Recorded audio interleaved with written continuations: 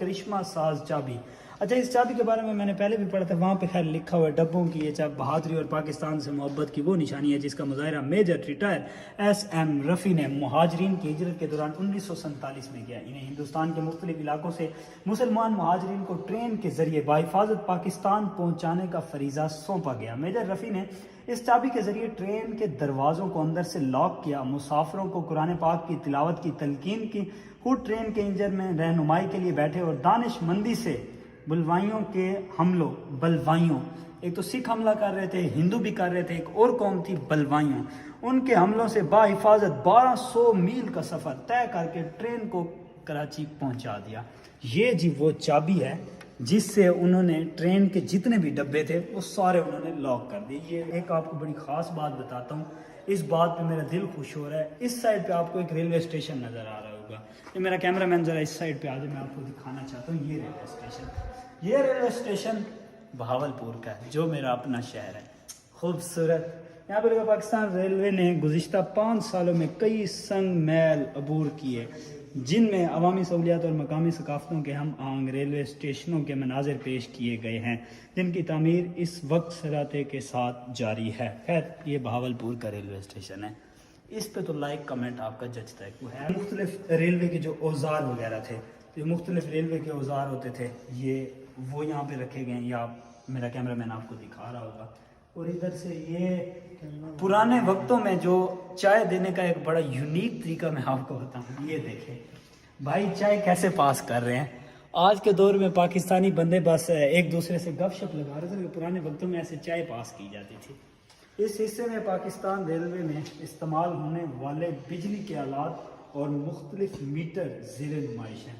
یہ اس حصے میں, پچھلے حصے میں نہیں, صرف آپ کو اس حصے کی بات میں. یہ جب مہاجرین ہجرت کر کے آئے تھے, یہ ان کی ہسٹری لکھی ہوئی ہے. 15 اگست 1947 کے درمیانی رات پاکستان ہندوستان 2 ریاستوں کی شکل میں آزاد ہو گئے. یہ آپ اس پوری ہسٹری کو پڑھ سکتے ہیں, آپ اس چیز کے بخوبی قائل ہو جائیں گے کہ آپ کو پتہ چل جائے گا کہ یہ انہوں نے کس چیز کی منظر کشی کی ہے. اچھا اس سائڈ پہ آپ کو ایک تصویر نظر آ رہی ہوگی. امرتسر ریلوے اسٹیشن پر 1947 میں بذریعہ ریلوے ہجرت کے مناظر. انڈیا امرتسر ایک انڈیا کا علاقہ ہے, اور وہاں سے جب لوگ ہجرت کر کے پاکستان آ رہے تھے, یہ اس وقت کی ایک تصویر ہے جس کی انہوں نے ایک منظر کشی کی ہوئی ہے. 47 ہجرت بذریعہ ٹرین, جب ٹرین سے ہجرت کر کے لوگ آ رہے تھے, یہ تب کی انہوں نے ایک تصویر کی منظر کشی کی. اور ادھر آ جائے تو ایک کرشمہ ساز چابی. اچھا اس چابی کے بارے میں نے پہلے بھی پڑھا تھا, وہاں پہ خیر لکھا ہوا ہے ڈبوں کی یہ چابی بہادری اور پاکستان سے محبت کی وہ نشانی ہے جس کا مظاہرہ major retire S M Rafi نے مہاجرین کی ہجرت کے دوران 1947 میں کیا. انہیں ہندوستان کے مختلف علاقوں سے مسلمان مہاجرین کو ٹرین کے ذریعے بحفاظت پاکستان پہنچانے کا فریضہ سونپا گیا. میجر رفیع نے اس چابی کے ذریعے ٹرین کے دروازوں کو اندر سے لاک کیا, مسافروں کو قرآن پاک کی تلاوت کی تلقین کی, خود ٹرین کے انجن میں رہنمائی کے لیے بیٹھے اور دانش مندی سے بلوائیوں کے حملوں بلوائیوں, ایک تو سکھ حملہ کر رہے تھے, ہندو بھی کر رہے تھے, ایک اور قوم تھی بلوائیوں, ان کے حملوں سے باحفاظت 1200 میل کا سفر طے کر کے ٹرین کو کراچی پہنچا دیا. یہ جی وہ چابی ہے جس سے انہوں نے ٹرین کے جتنے بھی ڈبے تھے وہ سارے انہوں نے لاک کر دیے. یہ وہ چابی ہے. اچھا آگے اگر آ جاتے ہیں تو میجر ایس ایم رفیع کے ہاتھ کی تحریر جس میں انہوں نے اپنے سفر کی یادداشت قلم بند کی. یہ آپ وہ جو ایک انہوں نے ان کے اپنے ہاتھ سے تحریر کنندہ ایک چیز ہے جس میں انہوں نے بتایا کہ اپنے سفر کے بارے میں انہوں نے پوری یہاں پہ ڈیٹیل دی ہے, وہ اپنے ہاتھوں سے انہوں نے لکھا. نیکسٹ آتے ہیں پانی نکالنے کا برتن اور جگ. یہ پرانے زمانے میں یہ استعمال ہوتے تھے. خیر آج کے دور میں تو یہ چیزیں بالکل ہی ختم ہو چکی ہیں. دہلی سے لاہور ہجرت بذریعہ ٹرین, یہ سارے یہاں پہ جو ہجرت کر کے جب پاکستان آئے تھے تو ہجرت کی چند منظر کشی یہاں پہ کی گئی ہے. آگے آتے ہوئے پتل کی گڑوی اور گلاس. گڑوی کیا کہتے ہیں؟ ویسے میں اپنی اگر زبان میں بولوں نا, سریکی میں اسے تمبالو بولتے ہیں, ہماری زبان میں اسے تمبالو بولتے ہیں. وہ جو آپ کو ایک گول سے جو کہ پنجابی زبان میں سے گڑوی کہتے ہیں. گڑوی کہتے ہیں, بس سریکی میں اسے تمبالو کہتے ہیں. ڈیزل انجن ٹرین کا ایک چھکڑا ہے. ادھر سے آپ دیکھ سکتے ہیں یہ کچھ اور یہاں پہ تصویریں آویزہ کی گئی ہیں ود ہسٹری. یہاں پہ ان کی ہسٹری میں یہ ننکانہ صاحب کرتارپور راہداری ہے, اس کی بھی یہاں پہ کچھ منظر کشی کی گئی ہے.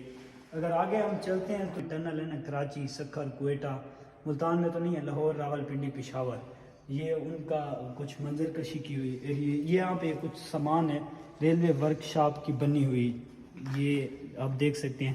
یہ ٹنل کا ڈیزائن ہے، مطلب اوپر سے کس طرح ہوتی ہے خوبصورت کر کے.